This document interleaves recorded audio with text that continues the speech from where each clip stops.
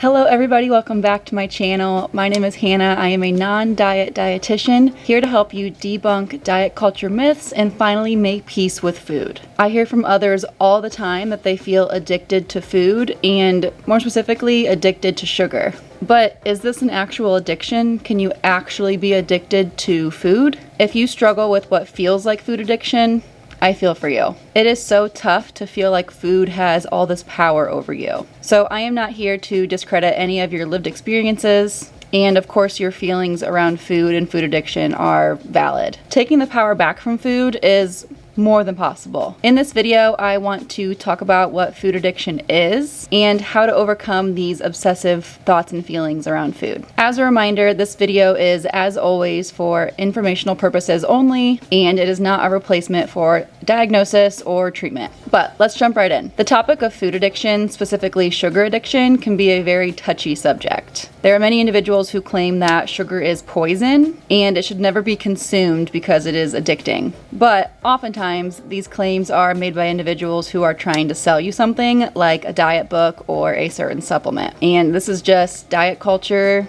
doing its thing. Now, I think the term addiction is where this all gets a little bit messy. According to the National Institute of Drug Abuse, addiction is defined as a chronic relapsing disorder characterized by compulsive drug seeking, continued use despite harmful consequences, and long-lasting changes in the brain. It is considered both a complex brain disorder and a mental illness.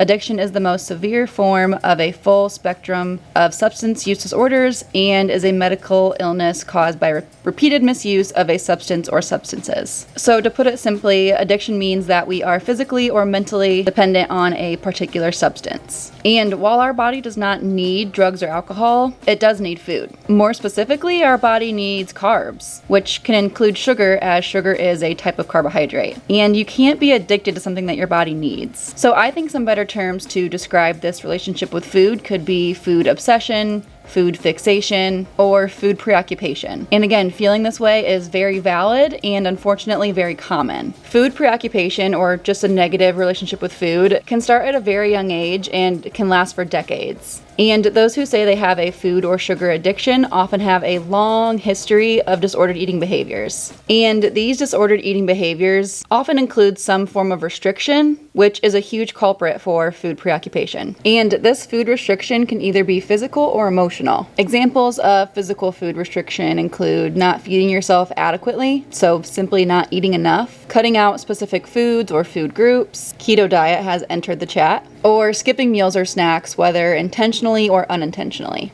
Examples of emotional restriction may include allowing yourself to eat the forbidden food, but you feel guilty and you shame yourself when you do. So thinking to yourself, ugh, I am so bad because I ate that piece of cake. Many of us have been told that sugar is bad and that we should avoid it. But this rule around sugar is a form of restriction, and it only makes us want to eat it more. Whereas if we know we can technically eat sugar or any other food whenever we want to, it loses its appeal and there's no longer those charged emotions around it. Oftentimes, this food obsession starts innocently. Maybe you cut out sugar for health reasons, but pretty soon you are fixated on points, macros, food labels, and you can't stop thinking about how badly you want to eat those bad sugary foods. So all that to say that food preoccupation is very frequently a result of dieting, restriction, and maybe other disordered eating behaviors. But some will claim that food has addictive properties, so let's talk about that.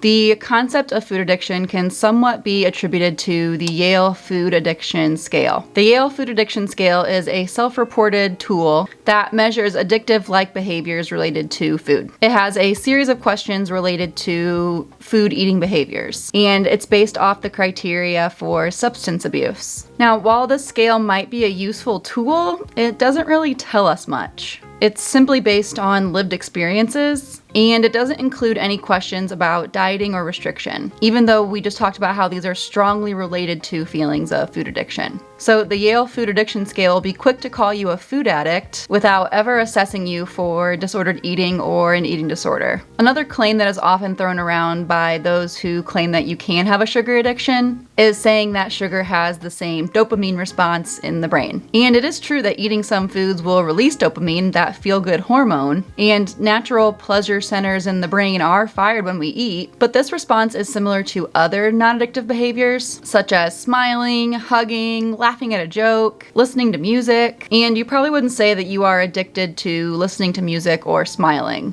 Also, if sugar was addictive, people would just be eating spoonfuls of table sugar or just squirting corn syrup into their mouths. But most individuals aren't doing that. Sugar, along with fats, are just very palatable. They taste good. Plus, we need both sugar and fat to survive. So it is quite necessary to eat both of them. While we don't need drugs or alcohol to keep us alive, we do need both dietary fats and carbs, aka sugar. Foods also do not exert the same neurochemical responses in the body as drugs do. Eating one certain food over and over and over again does not increase your tolerance to it. And you also won't have your typical withdrawal symptoms without it. Food also comes in many different varieties. And there isn't a single pharmacological action in the body like we see with drugs. Our body is going to digest and metabolize and utilize different foods differently. That's also why we can't say that a calorie is a calorie is a calorie. And research has yet to find a specific addictive agent in foods. Now, some people will report going through withdrawal symptoms without a certain food,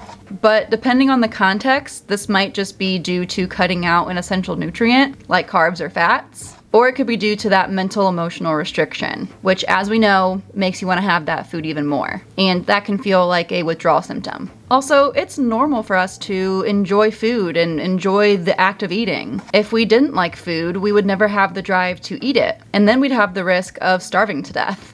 The cells in our body depend on glucose, which is sugar, and without it, we can't survive. Our body prefers to get this glucose from exogenous sources, foods that we eat, and it will go through drastic measures like ketosis if it needs to, but that's not the body's first choice of getting the food that it needs. But we simply cannot be addicted to something that we are physiologically dependent on. So along with not really meeting the requirements to be deemed an addiction, these feelings of food obsession also share a lot of characteristics with the diagnostic criteria for binge eating disorder. Criteria such as a sense of lack of control, eating large amounts when not physically hungry, feeling guilt or shame after eating. These are all criteria used to diagnose binge eating disorder, and they share a lot of similarities with those who claim they have sugar addiction. Now, we know I am by no means diagnosing anybody on this channel, and if you feel that you have binge eating disorder, that is a real struggle and you should reach out to a healthcare provider. So regardless of if food addiction is real or not, let's talk about how to overcome those feelings of food addiction. Now, before diagnosing yourself with a food addiction, I want you to ask yourself these questions. Are you restricting foods? Are you skipping meals? Do you feel guilty when you eat certain foods? Are you neglecting self-care and using food to cope with emotions? Are you eating your carbohydrates naked and not pairing them with protein or fats to help keep you full? If you answered yes to any or all of those questions, you are not a food addict, but just someone who has restrictive behaviors around their food choices. So here's what you can do to combat this. Quit the diet mentality. Stop waiting for the perfect diet to come around for you to do so you can be your healthiest self. I just posted a video all about why diets don't work. I will link that below, but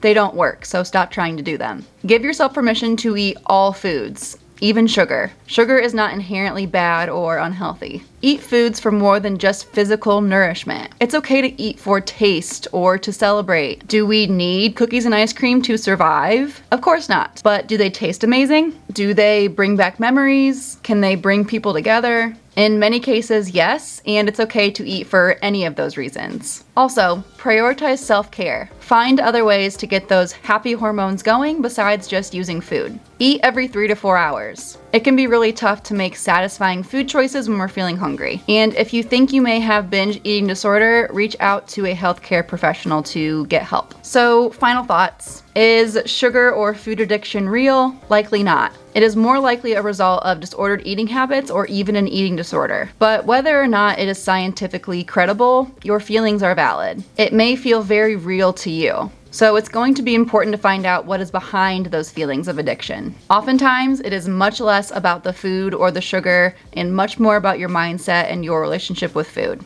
Thank you guys so much for tuning into this video. Be sure to leave a like if you enjoyed it. Don't forget to subscribe so you can see whenever I post a new video. And I will see you all in the next one. Bye.